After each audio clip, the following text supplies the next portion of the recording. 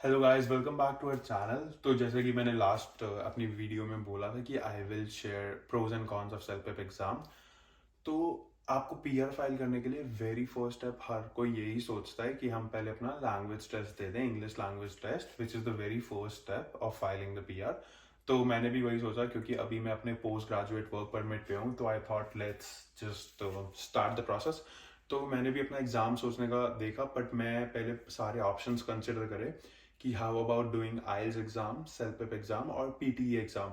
Because Canadian government ने ये तीनों एग्जाम्स ही अप्रूव कर दिए हैं आपकी कनाडा पीआर एप्लीकेशन के लिए।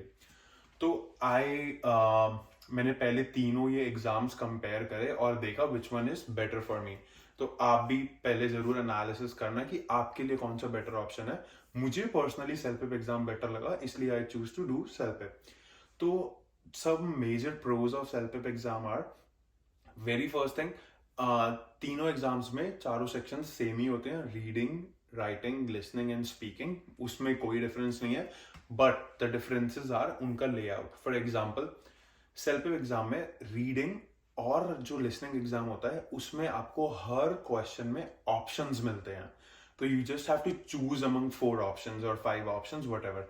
बट बस एक ही उसमें सेक्शन रीडिंग का ऐसा होता है जिसमें आपको पैराग्राफ मैच करने होते हैं for your answer in reading, जो एक आइल्स में भी आपका एक सेशन होता है। बट आइल्स के एग्जाम में रीडिंग में आपको सारे रीडिंग एंड इवन लिसनिंग में कोई ऑप्शंस नहीं होते और आपको खुद से आंसर्स लिखने होते हैं लिसन करके और पैराग्राफ में आंसर्स ढूंढ के।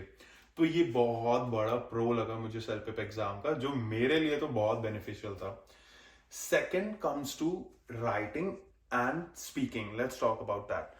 तो राइटिंग में क्या है, राइटिंग में आपको एक ईमेल लिखनी होती है और एक सर्वे रिस्पॉन्स लिखना होता है, विच इज अराउंड आपको 200 वर्ड्स का ही लिखना होता है दोनों में।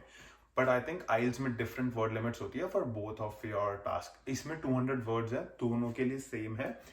और आप जब प्रैक्टिस करोगे और सैम्पल एग्जाम्स देखोगे सेल्फ पेप एग्जाम के, जो उसमें सिचुएशंस है ना, बहुत ज्यादा रिलेटिव सिचुएशंस ही एक्चुअल एग्जाम में भी आएंगी। इवन कि आप अपने टेम्पलेट्स प्रिपेयर कर सकते हो एग्जाम के लिए। For example, opening line, mid line, end line और ग्रीटिंग्स और सैल्यूटेशंस, वो सब आप प्रिपेयर पहले ही कर सकते हो, which can be pretty much similar in your exam. Same goes with writing task 2, which is your सर्वे।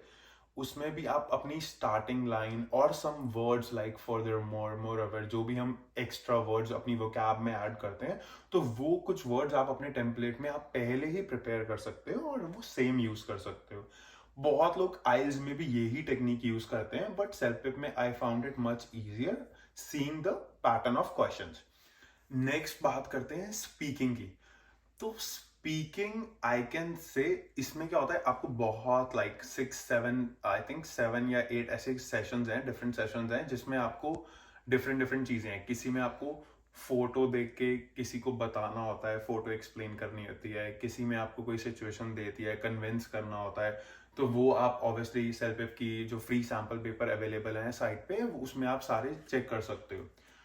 तो स्पीकिंग में क्या मतलब मेरे को प्रो लगा, आपको preparation time and recording time दोनों सेपरेट मिलता है। जबकि like preparation time is just only for 30 seconds, जिसमें आप अपना क्वेश्चन रीड करते हो, उतने में टाइम पूरा हो जाता है। बट अगर आप वेरी क्विक स्किम कर सकते हो टेक्स्ट को, तो आप जल्दी से रीड करके उसी प्रिपरेशन टाइम में अपने पॉइंट्स भी लिख सकते हो। बट आइल्स में कुछ क्वेश्चंस में आपको एग्जैक्टली तभी आंसर करना आता है, राइट, बट आपको क्यू कार्ड में टाइम मिलता है। बट मुझे ऐसा लगा सेल्फ पेप में जो प्रिपरेशन टाइम है वो मेरे लिए एनफ था to write down my points and speak in the recording time.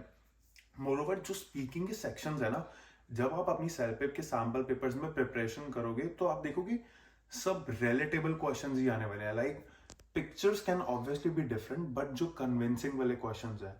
और आई थिंक अगर आपके 8 सेशंस है ना स्पीकिंग के, तो 7 में आप कुछ ऐसे स्टैंडर्ड टेम्पलेट्स खुद से क्रिएट कर सकते हो जो आप एग्जाम टाइम पे भी यूज कर पाओगे, like start line, end line, और बीच में बस जो आपके पॉइंट्स हैं वो आप अपने प्रेपर टाइम में नोट कर सकते हो, जो आपको पेन पेपर एग्जाम में मिलता है। So that is pretty much easy. और आई वुड से लिसनिंग और रीडिंग तो ऑनेस्टली उसमें ऑप्शंस होते हैं जो बहुत हेल्पफुल कर देता है। उसके बाद अब बात करते हैं कॉन्स की। तो ये तो थे प्रोज। और हाँ, एक प्रो और है, स्पीकिंग एग्जाम आप मतलब आप चारों exams, reading, writing, listening and speaking, one go में दे सकते हो। लाइक आप जाओगे, अपने स्टेशन पे, कंप्यूटर स्टेशन पे बैठोगे और 3 घंटे में आप सारे सेशंस पूरे कर लेते हो, क्योंकि इसका स्पीकिंग एआई के थ्रू होता है। आईएल्स में तो आपको एक मतलब एक इन पर्सन होता है और लाइक ऑनलाइन भी होता है, तो कोई बंदा वर्चुअली आपसे स्पीकिंग लेता है, बट इसमें सारा एआई से है। आप जस्ट रिकॉर्ड करते हो और आपकी जो मार्किंग है वो भी एआई से ही होती है। तो अब बात करते हैं कॉन्स की।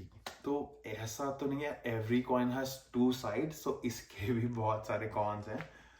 Very first con I would say is speaking में क्या कॉन है, जब स्पीकिंग का एग्जाम होगा ना, तो जब आप जिस रूम में बैठे होगे सारे लोग होंगे, तो सबका टाइमर एक साथ चलता है, सारे सेशन सबके पहले रीडिंग आएगा, फिर पहले लिसनिंग आएगा, फिर रीडिंग आएगा, फिर राइटिंग और फिर स्पीकिंग। तो सबका टाइमर साथ चलता है, तो 90% ऑफ द स्टूडेंट्स का स्पीकिंग एक साथ आ जाएगा।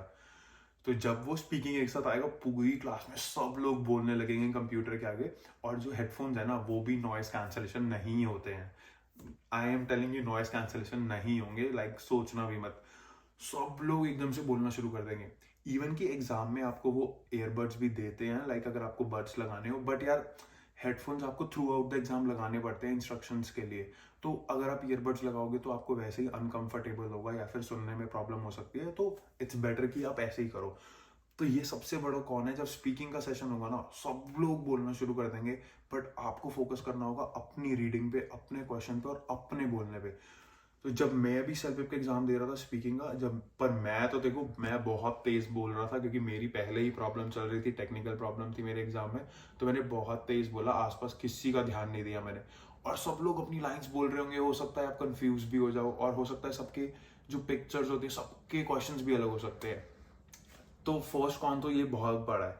सेकंड, ऐसा भी हो सकता है आप जिसके साथ बैठे हो एग्जाम में, जो 2-3 लोग आपके साथ हैं, अगर वो रीडिंग में विस्पर कर रहे हैं या राइटिंग में टास्क को विस्पर कर रहे हैं, बार बार बोल रहे हैं, तो that can be a problem. क्योंकि वहां पे सब लोग साथ ही बैठे हैं और वो विस्पर कर रहे हैं, तो आपको प्रॉब्लम होगी, क्योंकि हेडफोन्स नॉइस कैंसलेशन नहीं है। तो इस चीज का ध्यान बहुत रखना, एग्जाम में आपको फोकस पूरा चाहिए होगा। लाइक अगर आप ऐसे बंदे हो जो आप बहुत जल्दी डिस्टर्ब हो जाओगे आसपास वाले लोगों से, तो I won't recommend that. But जो उसके प्रोज है, दैट ऑब्वियसली ओवरवेज द कॉन्स, क्योंकि वो मच इजियर भी बना देता है एग्जाम को। तो do consider all your points, what is like more suitable for you, and then go for that exam. और सेल्फ पेप एग्जाम का जो रिजल्ट है वो within 3 to 4 business days में आ जाता है, आपको ईमेल नोटिफिकेशन आ जाती है कि आपका रिजल्ट आया है। तो मेरे CLB बैंड 10 आए हैं overall, and I can share you tips and strategies whatever I use for my exam to score that band. पहले मुझे भी नहीं लगा था कि इतने इजीली आ सकते हैं, बट या आई स्कोर्ड इट। और मैंने कुछ स्ट्रैटेजीज एंड टिप्स यूज करी थी, लाइक कुछ टेम्पलेट्स, कुछ स्ट्रैटेजीज हर सेक्शन के लिए, जो मैं आपके साथ शेयर कर सकता हूँ अपने नेक्स्ट वीडियो में। So if you like the video, just keep subscribing and follow for getting like more videos like that. Have a good one. Thanks.